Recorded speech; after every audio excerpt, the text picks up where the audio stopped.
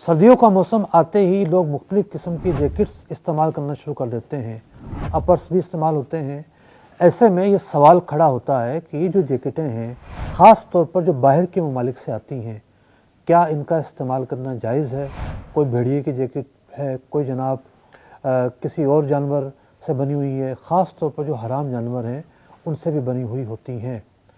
देखिए, इस सवाल के दो जवाब हैं, एक बड़ा ही मुख्तसर और एक तफसीली।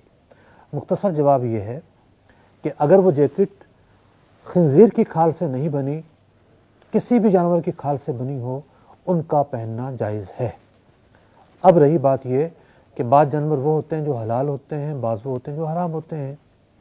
अब मिसाल के तौर पर गाय की खाल से कोई जैकेट बनी है या लोमड़ी की खाल से कोई जैकेट बनी है। गाय एक हलाल जानवर, लोमड़ी एक हराम जानवर। यहाँ आपको दो उसूल समझने होंगे। पहला उसूल ये है कि अगर हलाल जानवर भी शरई तरीके से ज़बह ना हो तो उसका गोश्त भी पाक नहीं होता। मिसाल के तौर पर किसी ने गोली मारकर गाय मार दी या अपनी मौत मर गई तो उसका गोश्त पाक नहीं है, उसकी चर्बी नापाक है।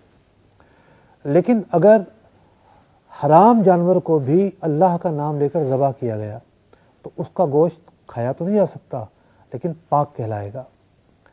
ये था पहला उसूल।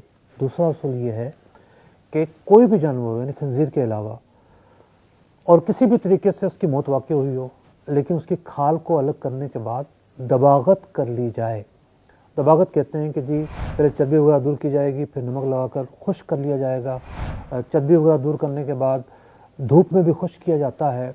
और आजकल जो मशीनी दौर है, जिस प्रोसेस से इन खालों को गुजारा जाता है, चर्बी बिल्कुल दूर हो जाती है और वो खाल मुकम्मल तरीके से खुश्क हो जाती है। यही वजह है कि मुख्तसर जवाब में हमने ये जवाब दिया था कि खंजीर की नहीं होनी चाहिए, बाकी जिस जानवर की भी ये खाल होगी जिससे जैकेट बनाई गई है, इस जैकेट का पहनना जायज़ होगा। लेकिन यह है कि उलमा ने लिखा है कि जो हराम जानवर हैं, मिसाल के दरिंदे हैं, कुछ शेर है, लोमड़ी है, तो इनकी चीज़ें पहनने से तकब्बुर आता है। तो अगर आप बचें, अगर आप उनको इस्तेमाल ना करें तो ज़्यादा बेहतर है, लेकिन उनका इस्तेमाल करना बहरहाल जायज़ है।